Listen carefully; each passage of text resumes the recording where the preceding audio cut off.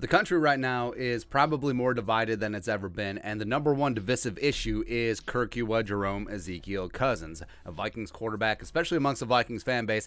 Is he worth the money? Is he not? Is he good? Is he bad? Is he elite? Is he not? Whatever. And Kirk, he is the quarterback of the Vikings, and Kwesi and Kevin O'Connell have hitched their wagons to him for at least next year, but dance with the one you're with. That's right. And looking through Pro Football Focus, Sam Munson, our guy, he put together a list of the most underrated player on all 32 NFL teams. And for the Vikings, it's Kirk Cousins. Here's what he wrote. By virtually any measure, Cousins has vastly outperformed any reasonable expectations the Vikings could have had for him when they signed him from Washington. But we signed him after 38-7. He was supposed to take us to the Super Bowl. He has been a consistent top 10 quarterback over that time and seems to be slowly improving with each passing season, pun intended. This has tracked, unfortunately for him, with the Vikings falling away from contention as a real threat to win the Super Bowl. Oh, it's almost like the defense was like Bitcoin over the last couple of years. Weird. And so Cousins doesn't get the respect his play deserves. He may never be one of the game's truly elite passers, but he's right at the top of the next tier, and most of the arguments thrown at him don't hold up tremendously well to deep scrutiny. Over the past 3 seasons, including the playoffs, Cousins carries a 90.5 PFF passing grade, tied for 5th in the league, which seems kind of good, right? And Cousins the last couple seasons, Cousins last year, even though it was a first-time offensive coordinator, Clint Kubiak, just out of diapers, as well as Mike Zimmer is like, oh, we're watching film for the first time. Again, it took 4 years. So run, pass, punt offense, where Kirk Cousins was constantly being put in check down situations on 3rd down. And yes, part of that is on him, but what do you want him to do? Go YOLO with the football when the play design wasn't there? Nah. As well as a defensive-minded head coach. I don't know. But even throughout that, he was 9th in the league in passing. He was tied for 8th in yards per attempt. Even though he was Charlie checkdown, he was still getting some decent yardage on his attempts. 16th in completion percentage, 9th in touchdowns with 33, tied for 4th in quarterback rating at 103.1, the zoo, as well as PFF grade 88.2, which is tied for 5th in the league. He also had the 5th best PFF passing grade last season. So all of that added, like, if you took the name off of it and you just looked at the stats, you looked at the NFL rank, you would say that, hey, he's pretty good. He's a top 10 quarterback on a given day. He can be higher than that. You feel pretty good about that. And then you add in the caveats of a run-first offense, a defensive-minded head coach who never had the time of day for him. It was very clear that the coach never wanted him.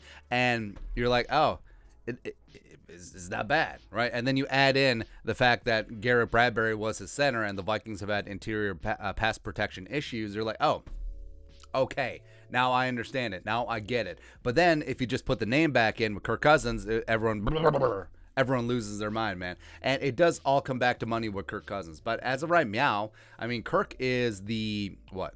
I'm really good at counting today. The 8th highest, tied for the 8th highest paid quarterback in terms of average per season. Now, you could be like, well, what about cap space? What about it? So you can fudge the numbers all that you want. A lot of these quarterbacks have a smaller cap hit than Kirk Cousins. I think he's tied for the 3rd highest cap hit this year, but that's just accounting. That's just bookkeeping. We're talking about straight cash, homie. How much are they getting paid on average per season? Rodgers up at the top. Deshaun Watson, $46 million per year. Like $250 million fully guaranteed. Okay. Patrick Mahomes up there at 45. Respect. Derek Carr is getting paid $40.5 million per year. Vikings fans, even though, yes, we do have a bone to pick about Kirk Cousins, how his first contract, the 3 years, $84 million, basically that was a pickpocketing. Like, that was a backstreet mugging by Mike McCarthy. Get the two mixed up, as well as Kirk Cousins, right? And over the last couple of years, like, Kirk has started to earn his money. So who should be more upset? Raiders fans that Derek Carr is getting 40.5 or Kirk Cousins getting 35? I would say Raiders fans should be way more upset. And the fact that he's getting paid the same as Russell Wilson is kind of funny to me. But he's getting paid slightly more than Jared Goff, Viking Slayer, as well as slightly more than Carson Wentz. So I feel pretty okay with this. I mean, Matthew Stafford's making $5 million more. I mean, Matthew Stafford is Kirk Cousins with better PR and better advertising. That's really it. Oh, guess what? The offensive coordinator who won a Super Bowl with Matthew Stafford, who was perennially a guy who could never win the playoffs. He was 0-3 with the Lions, a guy who's just a big-time garbage time stat stuffer. Oh, we've heard this one before. Kevin O'Connell coming over from the Rams, and guess what? He's worked with Kirk Cousins before, so meh. So overall, I'm optimistic. Would you say that he's the most underrated player on the team?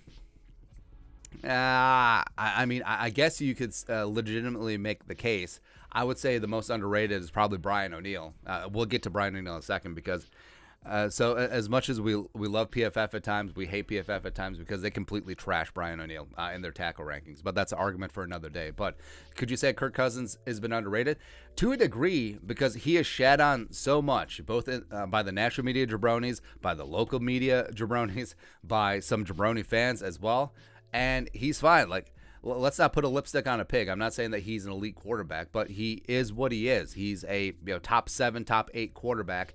And guess what? With Kevin O'Connell, with a revamped offensive line, you can win a lot of games with Kirk Cousins. You can win a Super Bowl with this version of Kirk Cousins. So I said bring it, man. I said bring it. But your thoughts are thoughts. Kirk Cousins is the most underrated player on the Vikings. PFF seems to think so. Let us know your thoughts and our thoughts and their thoughts and everyone's thoughts in the comment section below. Subscribe for daily Vikings takes. Want to support the work? Put a little something in the Venmo. But until next time, SKOL, production value.